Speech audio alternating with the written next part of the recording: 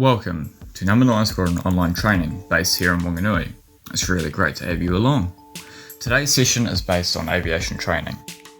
We'll be learning about principles of flight, and in today's lesson we will be covering control surfaces, effects of control, and how lift is created. The objective of this lesson is to understand the principles of flight and how aircraft use this to have the ability to fly. The need to ensure you have the best possible understanding and experience when flying aircraft. References can be found at the YouTube channel Doofer911, at How Wings Actually Create Lift, and the YouTube channel Flight Club. We encourage you to take notes during the videos, as we will have questions and answers at the end. Enjoy the training. Let's get started.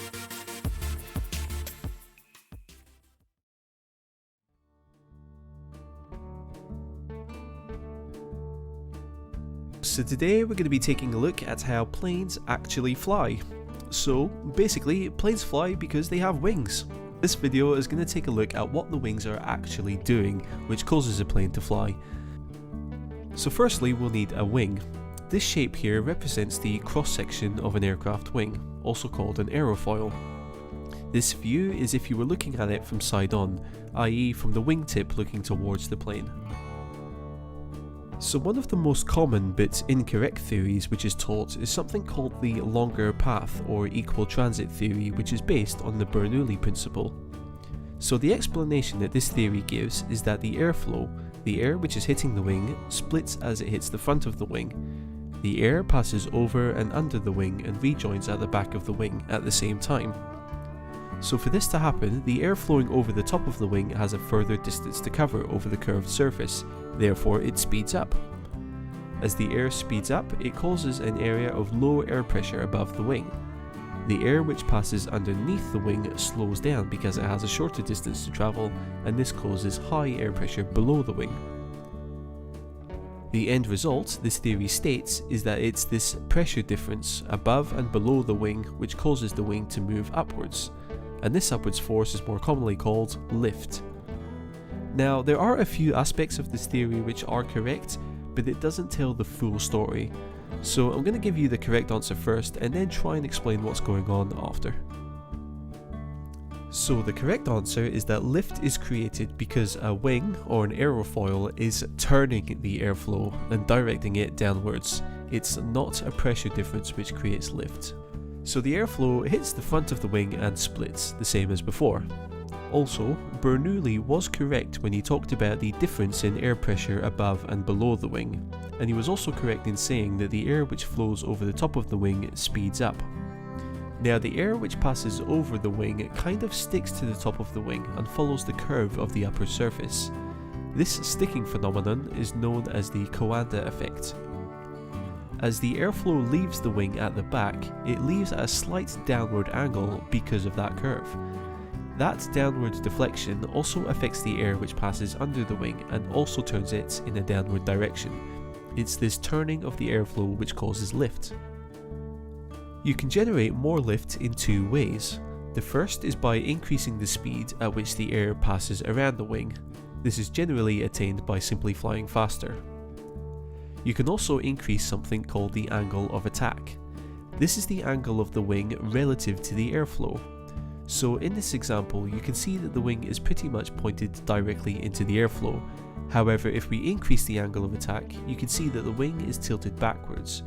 This creates more lift because the airflow is turned downwards at a sharper angle. Now, there is a danger to increasing the angle of attack. If you increase that angle too much, there will come a point where the airflow cannot turn and follow the top of the wing. When this happens, the airflow will separate from the top of the wing. This is what happens when an aircraft stalls. There is no steady flow of air over the wing, therefore the wing stops producing lift and the plane begins to literally fall out of the sky. Now, there are a couple of devices used on aircraft which help increase the amount of lift that a wing can generate. The main one you have are flaps. The flaps on any aircraft are designed to increase the amount of lift that a wing can produce by increasing the surface area of the wing. This allows a plane to take off and land at slower speeds, yet still produce enough lift for safe flight. The downside to flaps is that they create a lot of aerodynamic drag, or you could think of it as wind resistance. Normally, flaps are constructed and integrated into the overall shape of the wing. Then they extend downwards at the back of the wing. This increases the curvature for airflow around the wing. On modern aircraft, you will likely see something called a slotted flap. When extended, these have a small gap between the wing and the flap itself, where air can pass from underneath the main wing through a small slot and over the flap. This helps the airflow over the main wing stay attached at higher angles of attack. So, I hope that explains the basics of how a wing produces lift. Now, of course, there is a lot more to it. Understanding how atmospheric pressure plays its part in keeping the airflow connected to the surface of the wing, understanding things like lift coefficients, but honestly, the physics behind it all gives me a headache.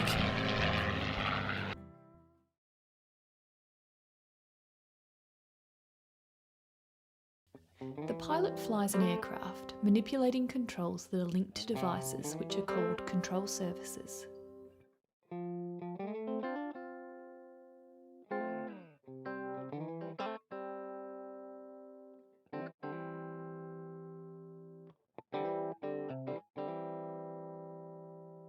The wing produces upwards facing lift as it flies through horizontally facing air. So for a set airspeed, how can the wing generate more lift?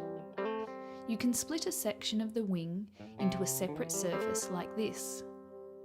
Hinged and able to move up and down, one such surface is called an aileron. As the aileron moves down, the wing's camber is increased. This results in further reduced static air pressure above the wing, and combined with extra deflection of the airflow underneath, the outcome is more lift. Conversely, the lift is reduced when the aileron moves up. Another example is the rudder, which works in similar fashion to an aileron as it moves left or right. With each movement, it essentially produces side-facing lift force due to increased camber and deflected airflow. The ailerons function in opposition. As one moves up, the other moves down.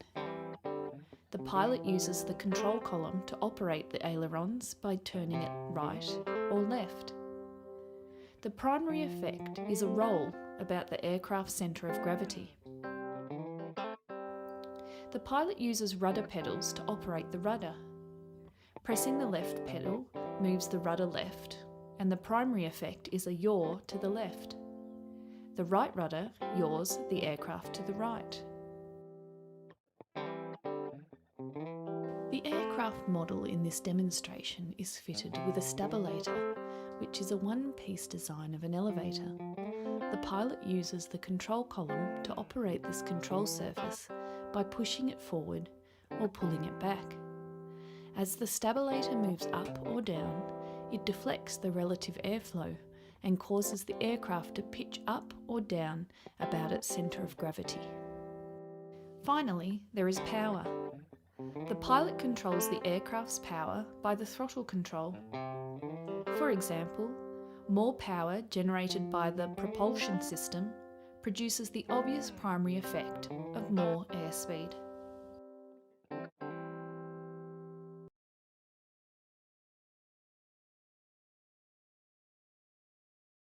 The main control surfaces allow the pilot to rotate the aircraft in 3 dimensions. With each movement, there are further effects of controls. These are the 4 main forces acting on an aeroplane in flight. The average position of the lift force that is generated by the wings is represented here by the lift arrow. The sum of the aircraft's mass is represented by the weight arrow, always pointing down towards the centre of the Earth. The forward thrust generated by the power plant and the resistance called drag are shown by opposing horizontal arrows.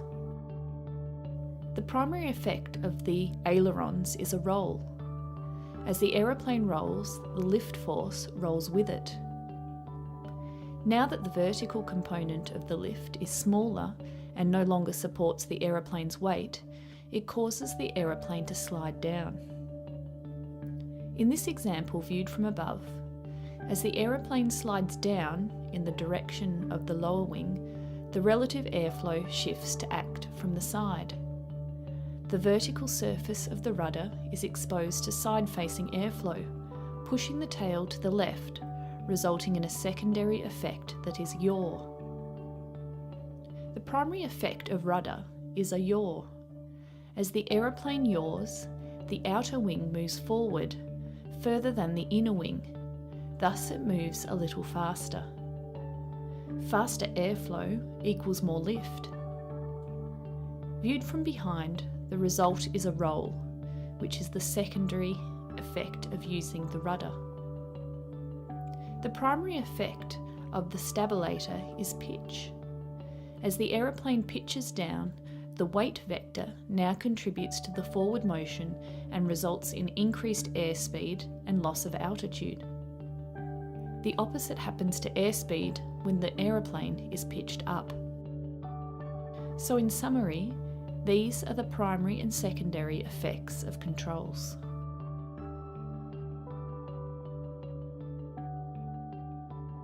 From the aeroplane illustrated here, one effect of increased power is a stronger spiralling slipstream behind the propeller.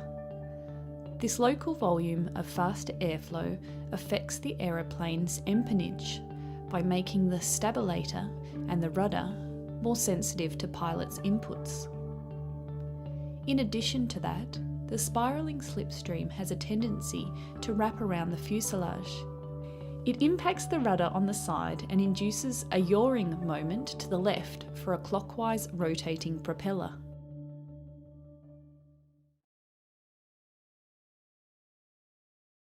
That completes today's training on the principles of flight.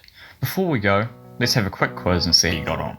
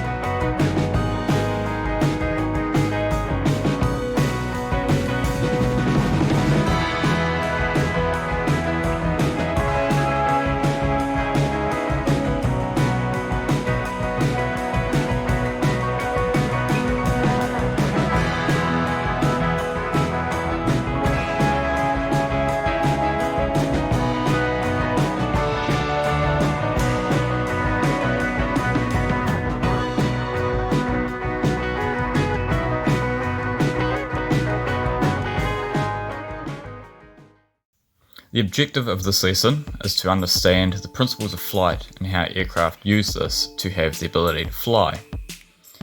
The need to ensure you have the best possible understanding and experience when flying aircraft. References can be found at the YouTube channel Doofer 911, at How Wings Actually Create Lift, and the YouTube channel Flight Club. Thank you for participating with 9 Squadron Online, and we look forward to seeing you soon.